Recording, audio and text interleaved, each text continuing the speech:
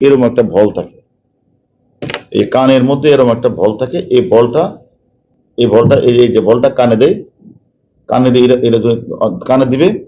আর হলো হোয়াইট পকেটের মধ্যে একটা রাউটার থাকবে, অথবা এই যে আপনার যে অন্তবাস অথবা ছেলেদের গেঞ্জি, তার ভিতরে তার একটা এই যে সিম রাখবে।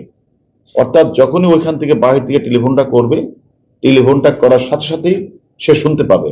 তো যাদের কাছে এটা থাকবে, এই রাউটার মানে অথবা ওই যে অন্তবাস এগুলো থাকবে, তারা ওখান থেকে বলবে, তারা শুনবে।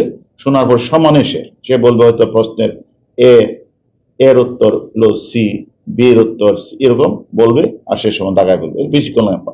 অর্থাৎ 5-10 মিনিটের মধ্যে প্রশ্নটা পেয়ে 5-10 মিনিটের মধ্যে উত্তর শেষ। এবং যারা পাবে তাদের প্রত্যেককে এরকম ভাবে এগুলি দিয়ে নিবে, এবং সেটা পরীক্ষা শেষ হলে এই কানের মধ্যে ঢোকে এটা চলে আসছে, রাউটার যেটা চলে আসছে, বলটা চলে আসছে।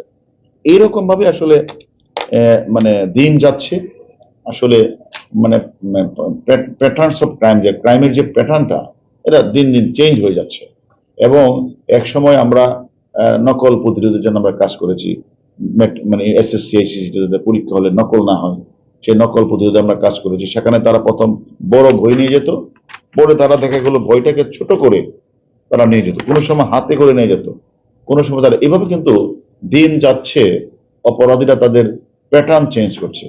আমরাও আইন শৃঙ্খলা বাহিনী তাদেরকে ধরার জন্য বিভিন্ন স্কোপ আমরা ব্যবহার করছি। এখন সর্বশেষ যেটা আমরা পেলাম সেটা হচ্ছে তারা এই বল ব্যবহার করছে কানের মধ্যে, আর তাদের মানে এমন জায়গায় রাখে, অর্থাৎ ওই যে মানে ডিভাইসটা, এখানে ধরার বা এই জায়গায় চেক করার কোনো স্কোপ নেই। 1-2 মিনিট আগে পরীক্ষার কোনো না কোনো কেন্দ্রে কোনো একজনকে তারা ম্যানেজ করে এরা করে কি ওই প্রশ্নের যে ফটোকপিটা, এমসিকিউ অথবা রিটেন প্রশ্নটা তারা সাথে সাথে হোয়াটসঅ্যাপে করে বাইরে পাঠায়। বাহিরে তাদের একটা ডিভাইস সংগ্রহ, প্রশ্নপত্র সলভার টিম, মানে অনেক লোক থাকে। অর্থাৎ কে বাংলা সলভ করবে, ইংলিশ সলভ করবে, 5 মিনিটের মধ্যেই তারা এটা সলভ করে।